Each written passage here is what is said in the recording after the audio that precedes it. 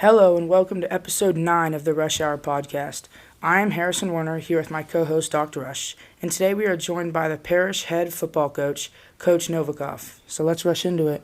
All right, so thanks, Harrison. Coach Novikov, what a pleasure to have you. What an honor. I'm honored to be here with you guys. I've heard a lot about this podcast, and so now I'm actually here and honored to be on here with you guys and chat it up. Well, you've been on many a TV show, many a podcast, all kinds of things. None as important as this. Well, so this is the top of the line right here. Well, we appreciate that. And speaking of top of the line, I mean, we're sitting with certainly one of the best high school football coaches in the state. 6 of the last 7 state titles, an amazing run of 5 in a row. Just amazing young men that you've gotten to work with, many of which are continuing their passion for football at the next level. And obviously you have a really cool thing going with the quarterbacks, the last 3 of them. It's really, really fun to watch and be a part of. So, Coach, congratulations to you and all your success. And it's fun for me personally, again, to have known you as a 17-year-old on the other side of the field, and now you're the head coach here and doing so many great things. So thanks for joining us. Well, likewise, look, I appreciate it. I mean, it is. If you'd have told me this would have happened, I'd called you a liar. I mean, it's just bizarre that the run and the quarterbacks, and a lot of that you contribute to Preston. Like I tell people, Preston Stone coming to Parish and choosing Parish and believing in the school kind of set the tone for all that, and he kind of paved the way for everybody else. And so, we definitely owe him a whole lot of gratitude for his belief in the school, and obviously the support of everybody has been phenomenal. So it's been a blast. I saw a thing about Jalen Pyle today that he's up to 192 pounds. Oh wow! So putting some meat on up at the University of Michigan. I think I saw something on his Instagram that he's like joining he was like on a show with like Chase Herbstreit. Oh, I saw that. Yeah. He did a podcast with him and some other guy. I want to check that out. Everybody's doing podcasts. There you go. Yeah. It's the thing to do. All right, so we're going to talk all football today and at all levels, and let's start with something that's happening a week from today. It's NFL draft, and yep. Harrison, I'm curious, and Coach Novikov, please chime in. I'm curious, if you're the Raiders, who are you taking? I mean, you have the number 1 pick. Like, obviously, you think that you're going to go with a quarterback. I like Mendoza, but obviously, like, if I'm in that situation, I'm going to take him. But out of, like, the past number 1 draft picks, I don't feel as confident, like, with Mendoza. Not just, even though he had a great season with Indiana, but, like, if you saw his Heisman numbers compared to, like, others. Joe Burrow's, obviously Joe Burrow played in, like, one of the greatest college teams ever. But, like, those stats will be hard to beat. The past Heisman winners, like, he's significantly down. But yeah, I'm gonna go. So if you're the Raiders, you take Mendoza, and then Coach, if you're the Raiders, what do you got? You have to take Mendoza. I mean, you have no choice. If you don't do that, you're gonna be the laughing stock of the league. For sure. You're stuck. So different question. Let's pretend. Forget about the team. Let's just say who would be your number 1 overall pick? Is it still Mendoza? Forget about what you need in the NFL. Just if you pick one guy who's the guy, who's your number 1? Well, I know who mine is. I think I know. I think I know what Coach. I don't know. You're probably gonna be surprised. Well, let me just disclose this. I cheated a little bit because I used to work for the Cowboys. I knew I was coming on here, so I called some old friends. Was like, hey, give me a little draft insight before I go on here. Caleb Downs, by far, is the player that flashes the most to me in the whole deal. Like, he's phenomenal. What do you got? I mean, you said there's not really a team, but obviously, a quarterback's like your like cornerstone piece. But the guy, Sonny Styles, the linebacker, I think he's projected. He's Ohio State too, right? Yeah. He's projected 2 or 3. He's 6'5", 245 pounds, so he's tall. He's the same height as Megatron. He weighs as much as Derrick Henry. He had a 4.46 40-yard dash, a 43.5-inch vertical, and 11.2 broad jump. I mean, it's like... Who did you think I was going to say? Who did you think we were going to pick? Well, I know who I would pick, and because I watched him play a ton against my college team, and I mean Jeremiah Love is he's Oh, just so yes, absolutely. he's so Yeah. good. Yeah. I mean, and talk about corner pieces, right? If it's not quarterback, you need a running back For sure. And so. And no shade to the two guys that you mentioned. Of course, they're phenomenal. But I just love he does all the things. I mean, it's hard to go defense if you're picking at the number one overall pick. But like you said, if you don't have a team, then it's more of what you would want. But when you have a team, it's really the position that you really need. But I mean, like the Raiders, if the Raiders had a solid quarterback, like right. like a top 15, Right. top 20 quarterback, I'd probably not go with Mendoza. But I mean, they also had one of the worst quarterbacks in the league this year. Didn't they sign Cousins though, right? Yeah, Captain Kirk back out. Back again. I have a feeling that him and Mendoza are gonna be pretty good friends. They're very similar personalities. Mm-hmm. I mean, they remind me of each other. Yeah, for sure. A lot of good players this draft. I like the tight end from Oregon, Sadiq. I think he's going to be pretty solid. Next level. There's a bunch of guys that are just really good. I always like the NFL draft, no matter what. So see what my team, my guy does. Always make some moves or somehow. Who are they predicting for the Eagles?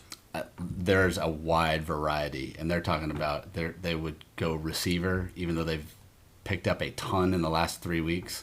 They talked about Sadiq. They talked about a replacement for Lane Johnson, so a tackle. Replacement for A.J. Brown, maybe? Yeah, well, we'll see. My Patriots need him. I already told you. I don't think he's going anywhere. We'll see. But I mean, yeah, I think once you drop out of like the top 10, top 15, it's so like different to go like it's not a clear cut like number one person. But I mean this year the number one overall pick's like pretty clear cut. I mean in the NBA it's a totally different story. Yeah, totally different. So I think the best drafts are when you don't know who's going number one. They said there's only 16 to 22 first round grades Really? this year. I mean that's what they said at the Cowboys. No, whether that's true or not, and other teams believe that, I don't know. But that means there's not enough quote unquote first rounders for our picks. So that Wow. makes it kind of wide open. Interesting. I mean the off season has been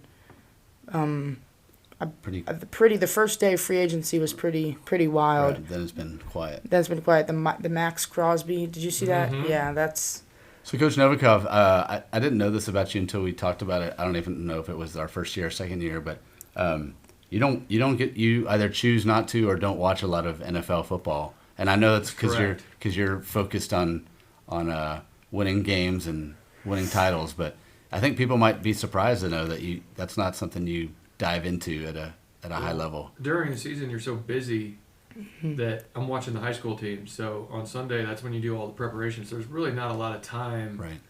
to sit there and break down NFL games. I watch the Sunday night game because that one's on at night. But like during the day, you don't have a whole lot of bandwidth or time. And plus, you're sick of football by that. Like you go home, it's all you watch all day, every day, and then watching football again just doesn't seem like it'd be fun. But I follow it and keep up with it. But I don't, watch it religiously. As a Dallas guy, you're a Cowboys fan. 100%. And 100%. college-wise, go Irish. Go Irish, yeah. Used to be SMU, and then Northwestern. Wherever the guys are playing Sure. out of Parish, I followed them. Too. Arizona. Yeah. Yeah. Michigan now. Stanford, Michigan. Wherever we got guys playing, I'm a fan. So That's fair. Mhm. That's Yeah. fair. Harrison, I want to ask you this trivia question, and then we'll get into the real homework assignment. Coach Novikov, college passing percentage rating. Do you know what it is? His I knew. Shout out to Dr. McGarity for telling me this. He threw -1 yard. no, but he's 100%, 1 for 1.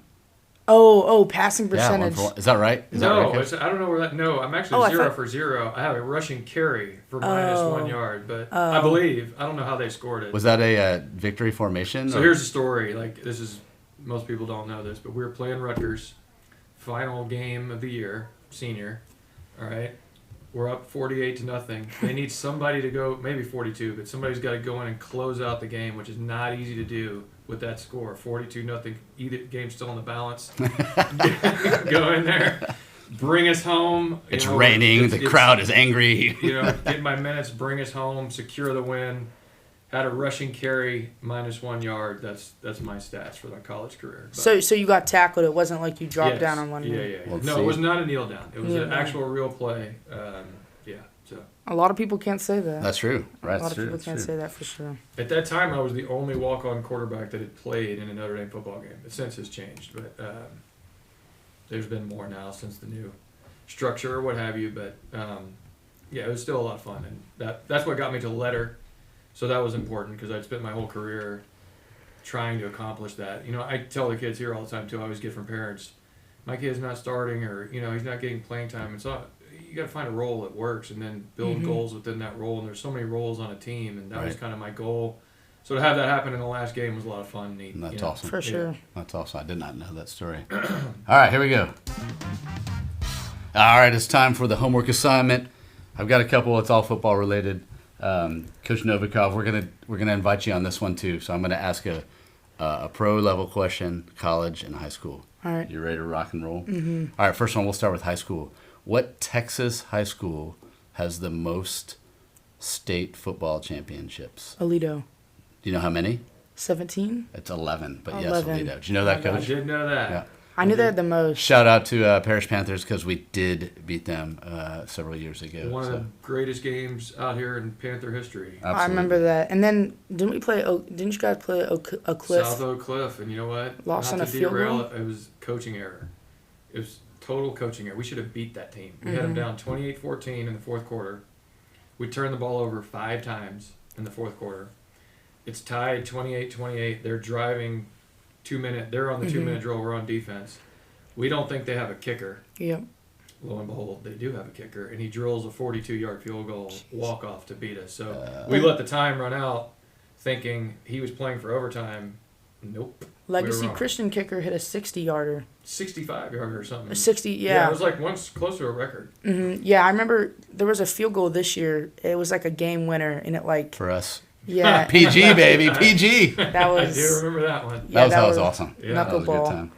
All right, second question is college related. I'm going to start with you, Coach Novikov. All-time passing leader at Notre Dame. Okay, give me a second. All-time passing. It's got to be Brady Quinn. It is Brady Quinn. Yeah. It is Brady Quinn. Do you know that one? No. Lisa? Okay. All right. Last one. This is NFL related. The great Larry Fitzgerald, right? NFL receiver. Fantastic guy. Played 17 years. He had 29 drops in 17 years. 29 drops. Do you know how many tackles he had in his career? I'll tell you this. I saw something. I know he has more tackles than drops. 30. Wow. Was he on special teams or he just tackled interceptions? Interceptions. Yeah. Jeez. He made 30 tackles on interceptions? 41 tackles versus 29 drops in his 17-year career. That is crazy. That's a crazy stat. That has to be one of the craziest stats ever. That's crazy. It's crazy alone that he made 41 tackles off of interceptions. Remember, the Cardinals were not great for most of his time. Yes, they made Super Bowl, whatever, one of those years, but yeah. I mean, what like the best receiver in the NFL probably is more than 29 drops. I mean, how many drops do you think they have in the season? I don't know. It seemed like CD had more than 29 last year, didn't it? Well, But drops. 17 years you play and only 29 drops is crazy. Drops? Are you talking like hit the hands and drop out, or like a target Yeah, hit so and that's catch it? what That's constitutes a drop. That's Yeah, it. well, the NFL's rule on that is like, I mean, if it's impossible and you're trying to, Oh, okay, whatever, but so it's not like targets. Yeah. Okay, all right, that's still crazy though. All right, so let's go for some hot takes. Mm-hmm. So let's start with there's some wild animals. Kiter, you're running out Kiter. there, yeah. Wow. That's my friend Bill right there, and his friend Jim. Let's start with college football playoffs. So Coach Novikov, this year was the first year with 12 teams, and my hot take is I actually think there should be 16 teams, and I say 16 because I don't love the bye structure. Agree. I think it actually hurts the teams Agreed. that For have sure. a bye. Yeah. And so I like 16. Agreed. Because, it doesn't matter. The 17th team is going to be mad that they didn't get in or whatever. But that way you allow for the conferences that happen to be really, really good that year, whether it's SEC or whatever is in the future.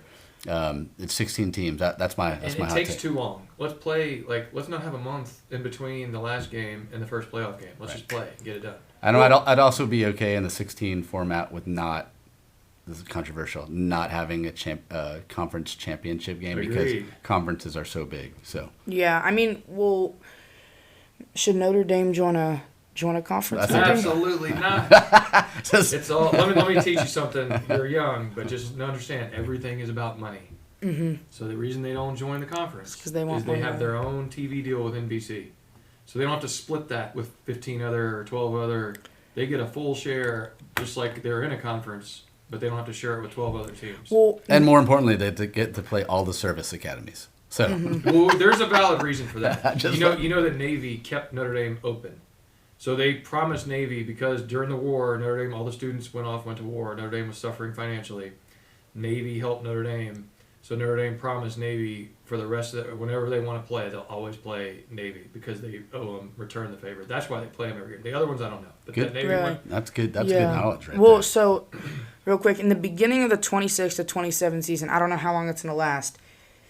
If they keep the 12 spot, Notre Dame, is only college, is who getting. got screwed by last year, by the way. Let's just get that out there. But anyway, go ahead.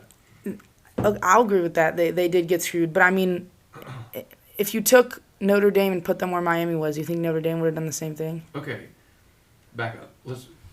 Miami only got in because the ACC pitched a fit, right? And they had to get an ACC team in because they weren't going to get who won the conference. I'm turning Duke, right? Somebody won the conference. They couldn't put them in. Right.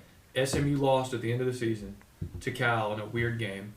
Otherwise, it would have been SMU, and so the ACC was going to get shut out. The Duke game was also like the fact that Duke won that particular game was also weird. Well, Weird. I also think that it's I also think even if Notre Dame should have got in, Miami like congrats to Miami for actually showing that they can legit play in one of the best teams in the country. I mean, they didn't have an easy schedule to get there at all. Yeah, I don't think, to me, it's not about Miami versus Notre Dame because Miami showed that they were a really good team, particularly on defense. But I do think a Notre Dame in the 16 deal is in no matter what, right? Miami started clicking. And even Texas is in the 16 deal. It's hard to say. I mean, they were getting hot at the end of the year, so. Yeah, Miami definitely got hot at the end of the year.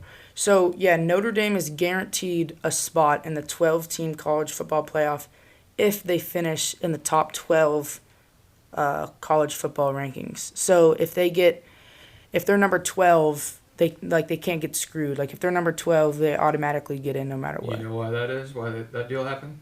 No, Well, why? I just tell you what it's Money. all about. Oh. Money. They're going to draw anywhere they go. They're going to draw a crowd and they're going to draw an audience. So they want them in the playoff because it's all about money. If they got to make money for the broadcast, whoever owns the broadcasting rights wants to make the most money. Mm-hmm. So that's why that deal got cut. I don't disagree with you on the money thing, but I think about 2020 and that particular year, A&M finished 5th, and they travel well. They do. And so, no matter where they played, they were going to. Anyway, that's a different right. topic. So So, what do you got? So I got two. First, in the next 2 years, so next NFL season and the season after that, a non-QB will win MVP. And I think this because of just how talented the league was. Like, there's definitely an argument to be made that Stafford should not have won it this year. I'm not. Oh, we had that argument. I'm not You even already talking had about. that I'm not one. even talking about Drake May. I'm not even about a quarterback. Like, the way that JSN played, and if Myles Garrett's team was was the worst team in the playoffs. I mean, breaking the sack record. I honestly would have most valuable. I don't think they really do that award correctly. When's but, the last time a non-quarterback won? Do you know? Has there been one? Yeah, I think it was. Well, definitely LaDainian, but that I don't think he was. I don't think it was the most recent. But trying to it's think. definitely happened. It has happened? Yeah. Yeah, for sure. But you're right. Predominantly, it's a quarterback award. And then Patrick Mahomes, and I'm not a hater, okay? I'm a Patriots fan, and a lot of people compare him to Brady and say that he's going to be better. Like, I've heard that a lot. But Patrick Mahomes, I think, is not going to win another MVP for at least the next 5 seasons. Not because he's bad, But first, because of the voter fatigue he's already getting, and because of this like stacked AFC quarterbacks already with Josh Allen, Burrow, and I think it's gonna be tough. It's kind of like the same in the NBA. It's gonna be really hard for Cooper Flagg to win an MVP with Victor Wembanyama basically right by his side. I agree with you on the Mahomes thing. So let's just be honest. It's the rest of his career because I don't see him playing 6 more seasons. But I agree. I think the Chiefs are done. I kind of think they're on the running. slide. Yeah, they need a lot of rebuild. Yep. Yeah, they're done. Yeah. No more dynasty. You got another one? No, that was my only 2. All right. So final session here, Coach. We're gonna talk high school football, something that you're very very familiar with. Right. High school and specifically, let's talk NIL. Okay. There are a number of states. I believe it's 38, might be 36, that have NIL legislature for high school athletes. Texas is not one yet. I think it's probably inevitable. But I'm wondering, one, your take on, do you think that is true? Do you think that's eventually coming to Texas? And then maybe secondly, just what are your thoughts on NIL for high school athletes, whether it's football or whatever? Just. All right. Yes, it is coming to Texas. I'm a purist. I coach high school football because that was when I had the most fun. Playing football is when I enjoyed the game the most. That's when I think it matters the most. So part of it pains me to see the game going in that direction, but it's the world we're living in, right? So, I mean, I'm not going to sit here and be the old grumpy old man, get off my lawn, kids, this, let me tell you, I walked to school 2 miles up, all that stuff to everybody. So I get it, but I also can look at it from this perspective, and I realize there are child actors that make money. They get in Macaulay Culkin, my favorite Christmas movie, Home Alone, right? He's a child actor, he makes a bunch of money, and if he has a unique talent, he should be able to get paid for that. And that's kind of where we are right now with these athletes. But, I can see both sides of the argument. It's a train that we're not going to be able to stop, though, because it's coming to high school. But I also think this. People worry about, let's take Parish, like all of a sudden there are going to be a bunch of kids that we're having to pay to play football. No, right? The people that can command getting paid just like a child actor, are very few and far between. You have to have a really unique skill set for somebody to want to pay you at that age when you're not even playing at the college. It's like as a placeholder to say, hey, we're SMU, because you haven't committed, right? Mm-hmm. So nobody knows what school you're going to go to. So who's paying you? SMU, hoping you'll come there. Michigan, hope they're going to waste all this money, not even knowing if you're going to come there to pay you, and hopes you're going to come there. I don't see it. I mean, it's not like the top. I mean, it's not. There's hundreds of thousands of athletes getting paid that millions of dollars. It's like the best in the country. Like you said, only a select few. I know Bronny James made like $5 million or $4 million when he was in high school. But here's the thing, right? Not to interrupt you, but why did he make that? Because he has name recognition. Mm-hmm. Everybody knows his dad, so he can command. Yeah. Arch Manning can command that type of stuff. Mm-hmm. Well, I don't know if you know this guy named Mikey Williams. He was getting $2.6 million in high school. He's a lineman? No, I read about a guy who's making over $1 million as some offensive lineman. Jackson Cantwell, I'm pretty sure. He's like the number 1 player in the... North Carolina? It says Missouri. Yeah, Missouri. Yeah. But, so he's nobody right now. He plays basketball at UCF. And he got in I think it was gun violence or something like that. And he was supposed to, everyone thought he was going to be the new LeBron, out of high school, go to college for 1 year, and he's in his third year of high school. Third year of college, averaging 2 points, and it's they wasted almost $3 million on him to produce nothing. Well, then you got the baby Gronk. You know who that? You see that whole deal? Yeah. So there's that side of it too, where people, you can have your opinion on him, but he's building an Instagram following and trying to make his money, not so much on the field, but doing all the endorsements and the social media, clicks and all that stuff, which who knows, that may be, that may work. I don't know. I would be curious to know how much money he's making off of all that stuff. I'm sure it's not a little. Right. It has to be a good amount for sure. I'm with you, Coach, on I can see both sides, and it's also, you said, I'll use a different saying, but once it comes here, putting the toothpaste back in the tube is that's the stuff that's just makes it complicated for coaches, for schools, for entities, all that kind of stuff. And you're right. The purest part of it is the part that is just kind of I hope we gut-wrenching. don't get to a point where we have to have a collective, like where Parish has to like go pay middle school kids to come play football. Like I hope it never gets to that point. Right. You know, where we're having to pay players to pay, because then it's not high school sports anymore. Yeah. Well, and so right. So the question is, where's the line? So if it comes to high school, then what's next? Middle school? Then you Right. got like you're going to Elementary. pay elementary. I got a fourth grader. He's got a deal with McDonald's.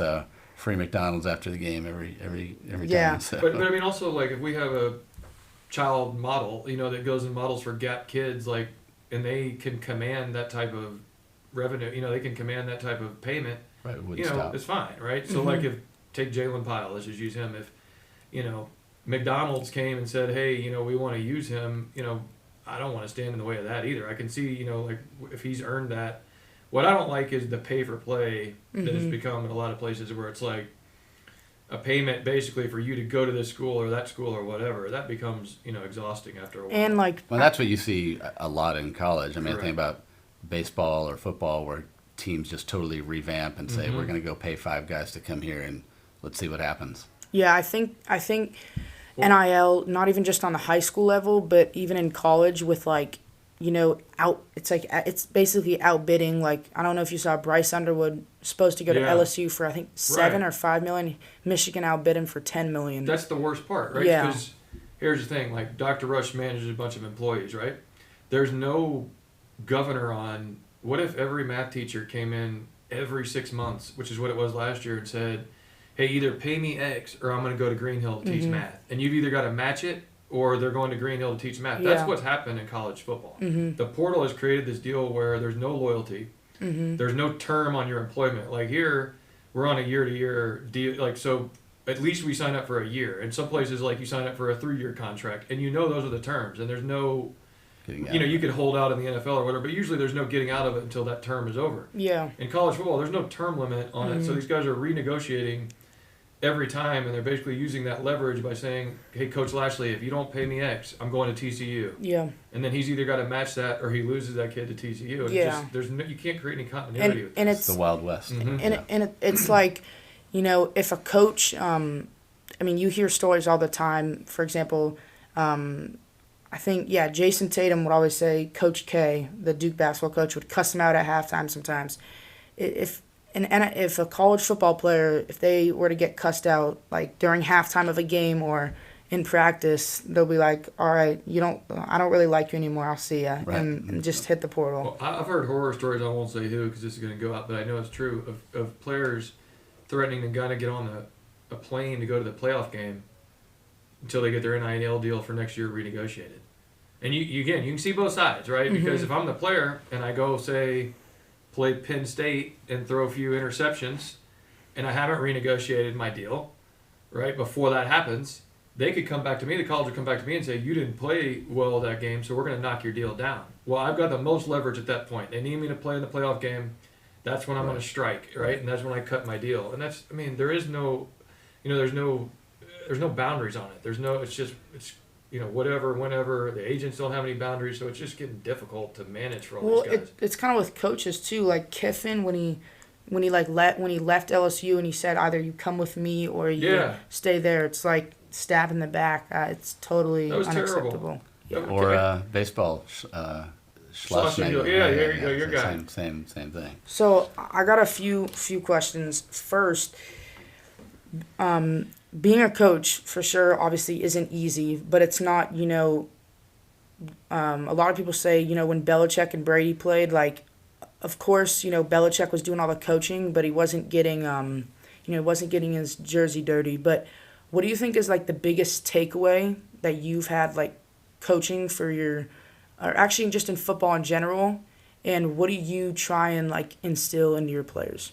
Mental toughness. I think the best thing about sports is the mental toughness aspect that you can get out of it, the accountability, those type of things, the grit you develop. Like that to me is what sports and particularly football teaches you. It's about being accountable to something bigger than yourself, right? You can't I mean, not to knock any other sport, but football is the ultimate team game to where one player can't go win the game by himself. There's a role that everybody, including me, the assistant coaches, the kickers, the punters, the equipment guy, everybody has to do their role for us to be successful. For sure. And so the biggest thing I think my parents, I hope they never listen to this, but they did me a huge disservice because when I was growing up, it was like, oh, your tummy hurts, stay home. You know, like it was all about me, right? And I didn't learn until I got on a team that other people are counting on me, and I can't just make decisions that are the best for me in the moment. I've got to think about other people. I've got to think about how this impacts other people. When I miss a practice, now we got to rearrange the whole practice because we were counting on you to be here, and we got to rearrange everything. And so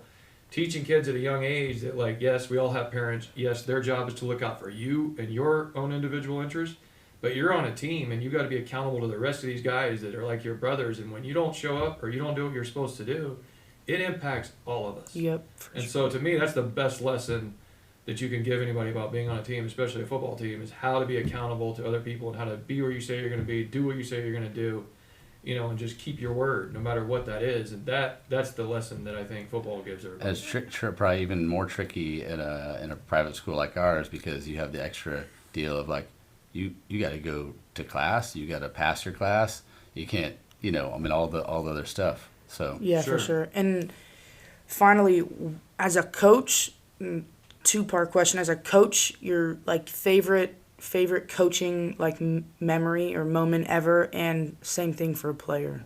Ooh, boy.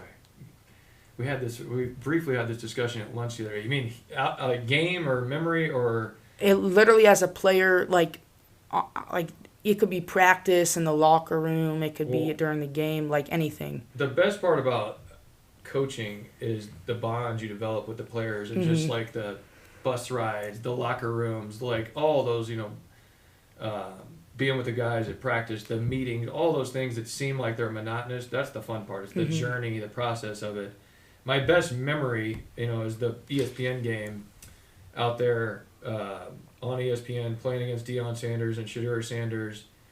Walk off, which goes to overtime. Preston Stone runs into the end zone. We walk off, win the game, you know, to beat them, and they snap their 26-game win streak or whatever it was that they had at the time. So that is my best game memory. As a player playing at Notre Dame Stadium, you know, that we talked about earlier, you know, and getting to accomplish that dream is once in a lifetime. So you walked on as a freshman, or you walked in as a freshman? So you were there for all 4 years? There for all 4 years. Yep. Dressed every game or Dressed no? every game, yeah. Wow. Didn't travel to every game. That was, you know, so there's two different thresholds, right? You dress for every game, which you've seen in like Rudy or whatever, you know how he looks at the list. And then there's the travel team, which goes to USC or wherever. So that's harder to make than the dress list. You can dress, I can't remember, 105 and maybe travel 75.